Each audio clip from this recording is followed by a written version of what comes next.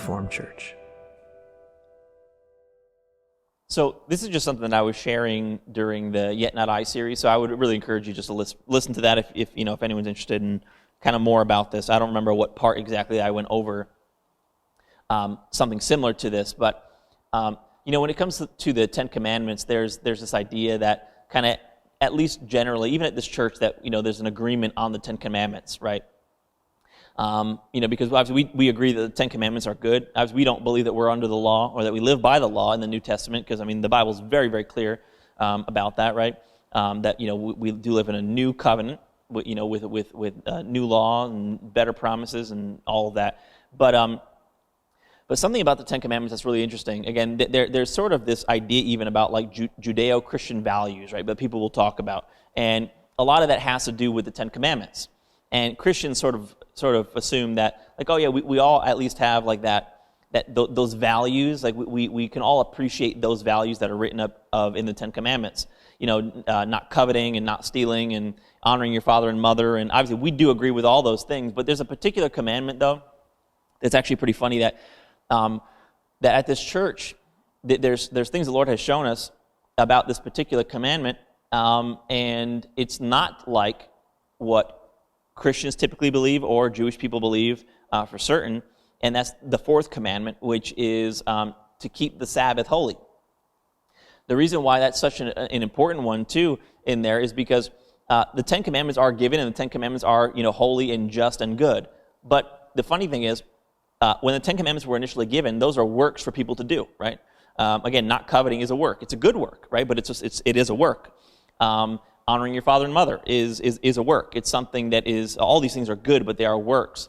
But despite the fact that in the Old Testament, God commanded these things to be done by people, right? And obviously, there was also, it was given to be, to show that people couldn't keep them. And if you could keep them, which no one could, you could have been made righteous by those things, but no one could.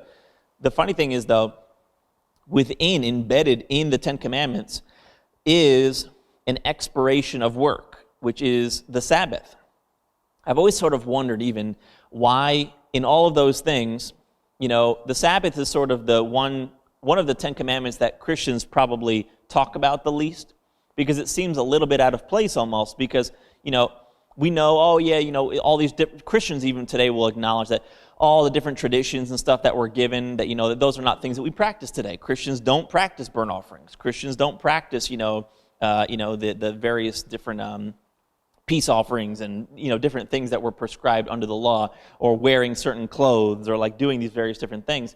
But they'll say, yeah, but we believe in the Ten Commandments. The funny thing is, though, they don't really believe in the Ten Commandments. Even a lot of believers don't really believe in the Ten Commandments. They say they do, but they don't. You know why they don't really believe in the Ten Commandments? Is because they still teach work to people today.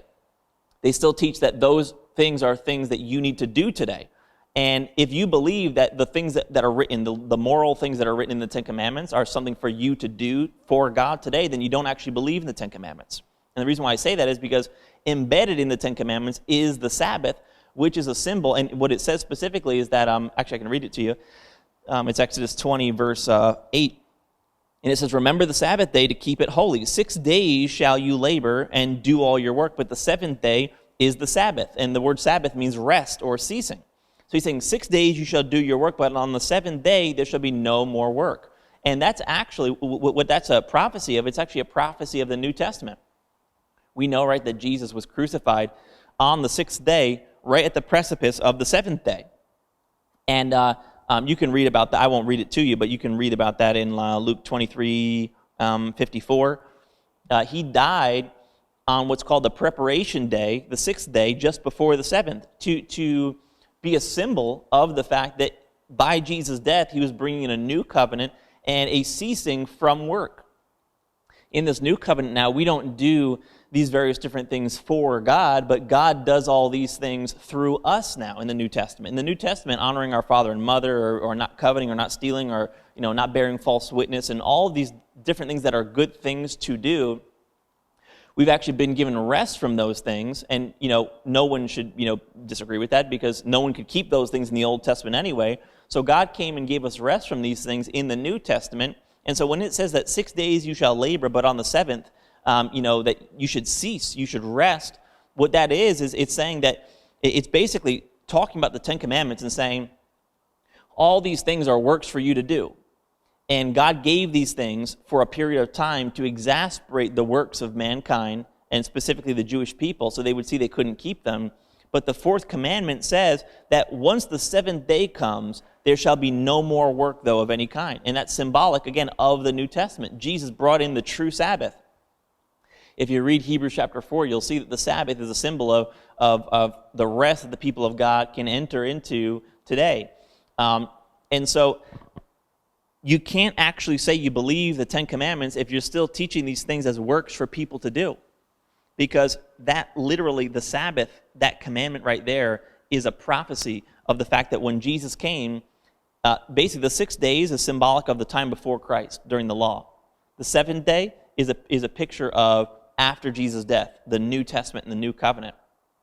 And that's why it says that on the seventh day, there shall be no manner of work, because that's the seventh day is something we live in. And in this seventh day, despite the fact that all those things are still good, because he doesn't say, right, God will never say that in the New Testament that these things are bad, that honoring your father and mother is bad, or not stealing is bad, or any of that. But the difference between the time before Jesus came and the time after Jesus came is that the time before Jesus came, people were working to keep those things. And in the time after Jesus came, these things are still good things and still should be approved of by all of us, but they're things that now what has changed is the work. Now we don't work for those things anymore. Now the Holy Spirit transforms us as we renew our mind to Jesus, right? It's not I that live, but it's Christ that lives through me, right? That's what Galatians 2:20 says, and that's the difference between the Old and the New Testament. So when people say, you know what, God has asked us to honor our father and mother and to not covet, to not steal, and these are God's current commandments to you for you to do for him today, you don't actually believe that the Ten Commandments then. Because the Ten Commandments does say those things, but it also says that after, that once the seventh day has come, which is a symbol of the New Testament, there shall be no work for anyone to do. And that is actually a reference to the expiration of the works of the law. Inherent in the Ten Commandments, he sets an expiration for the work of it. That's why it's so awesome. God set the law in place for a finite period of time. Those Ten Commandments were given, and they're still good. They will forever be good things. But those Ten Commandments were given for people to work at them for a finite period of time. And once Jesus came, there will be no more work. Another symbol of this, of how when Jesus came, there was an expectation that the works of the law would be done away with. And now we would still fulfill those things, but now they'd be done by the Holy Spirit on the inside of us, and they would be done without our work entirely. Another symbol of this is the two comings down from the mountain that Moses did in the book of Exodus. One in Exodus, I'm not going to give you the chapters just because I don't want to get them wrong, but Moses came down the mountain two separate times, and I'll sort of close with this. The first time he came down the mountain, right, you know that he came down with the two tablets of stone with those 10 commandments written on it, including the fourth commandment of the Sabbath. But he came down, and when he came down, the people were already breaking those laws, right? And they were worshiping an idol. So he threw the tablets of stone down on the ground, and he broke them. And that was symbolic of the first time he came down the mountain was a symbol of the first covenant.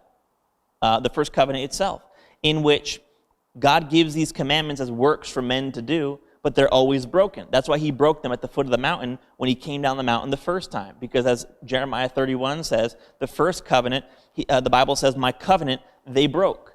And that's why those tablets were broken only in the first time coming down the mountain.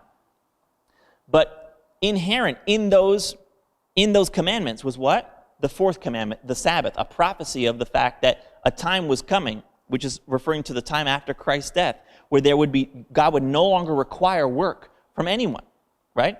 Inherent in those commandments. And because they're always broken, that's why it was necessary that God give us rest from working at these things, because they're always broken. That's why the first time Moses came down the mountain, a symbol of the first covenant, those tablets are broken. The second time Moses came down the mountain, he came down with glory on his face to show that to represent the second covenant, and as 2 Corinthians 4 says, that the second covenant has more glory than the first, right? That's why the first time there was no glory, because basically, as 2 Corinthians 3, the way that 2 Corinthians 3 describes it is that the first covenant has no glory when compared to the second. And again, I'm just closing here. But when Moses came down the second time to represent Jesus coming down the true mountain, coming down from heaven, the true high place, there was glory with that covenant. And the interesting thing is, when Moses comes down the second time, there's a very interesting fact about the second time that Moses came down the mountain. The only thing he spoke to the people of Israel when he came down the mountain the second time was the Sabbath. You can read it for yourself. I'll give you that just in case you don't believe me, because I'm going to have to close here. But this is Exodus 34, verse 35 explains Moses coming down the mountain with glory. But then it's actually Exodus 35. Just read the first few verses of that. That describes what Moses told the people when he came down the mountain the second time. And the only thing he tells them the second time is the Sabbath. That you keep the Sabbath, this rest, holy to the Lord. Because you see, the two comings down of the mountain by Moses himself are to represent the two covenants. The first one where he actually gives these commandments for them to keep, and then he breaks them at the foot of the mountain to show that they're always broken. The second time, the second covenant is representative in and of itself of the Sabbath by Moses coming down the mountain the second time with glory, and then only giving them the Sabbath to show that when Jesus came down the mountain, by the way, God never spoke the commandments to the people the second time, only in the first giving there. But when Moses comes down the mountain the second time, he only speaks the Sabbath to the people to show that when Jesus, our mediator, the better mediator, came in the more glorious covenant, the second time from the true mountain, the true high place, came down and gave us rest from what the first covenant required of us and was always broken because we could never keep it. You see, all this is embedded right within the law. So you actually, if you're trying to keep the Ten Commandments, you don't believe the Ten Commandments. Because in the Ten Commandments that you say you believe is an expiration of work. And that expiration has already passed because that expiration happened when Jesus died, which is why he died at the end of the sixth day, right before the seventh. They actually had to take him off the cross quickly because the Sabbath was dawning, it says. Very, very important thing to understand. The difference between the Old and the New Testament is not that morality is different. The difference between the Old and the New Testament is the fact that we've been given rest from our works. The New Covenant is the Sabbath that the Fourth Commandment was prophesying. So the only way you can say that you believe the Ten Commandments is if you stop working. Otherwise, you're neglecting the Fourth Commandment. You say you believe all the other ones, but the Fourth Commandment gives an expiration of work which you do not keep if you are continuing to try to live by the Ten Commandments. So it's funny, right? We say Judeo-Christian values, but we can all agree on the Ten Commandments, but can we? We may agree that not killing is good, not coveting is good. We may agree that honoring your father and mother is good and not stealing is good. But what we do not agree on in the church, what this church doesn't agree with much of the church, and especially with the Jews today and the way that they practice things, is that they are still trying to keep the Ten Commandments. Meanwhile, the Fourth Commandment demands that you keep a rest to the Lord from all your works once the seventh day comes. The seventh day is the day in which we live today, perpetually now, after the death of Christ. So there's a lot I could say about that, but you don't believe the Ten Commandments unless you've ceased from your works, and now you're just renewing your mind to Jesus and getting all those good and moral things worked through you instead of you doing it for God. Right? The Fourth Commandment, very, very important thing to recognize. We hope you enjoyed this message from Reformed Church. If you have, please share this with someone else and help us get this uncommon truth out to the world. If you'd like to support this good news, you can do so at reformedchurch.com/give. Also on our website, you can take advantage of our free messages, articles, and even full discipleship courses. Start reforming your mind now at reformedchurch.com.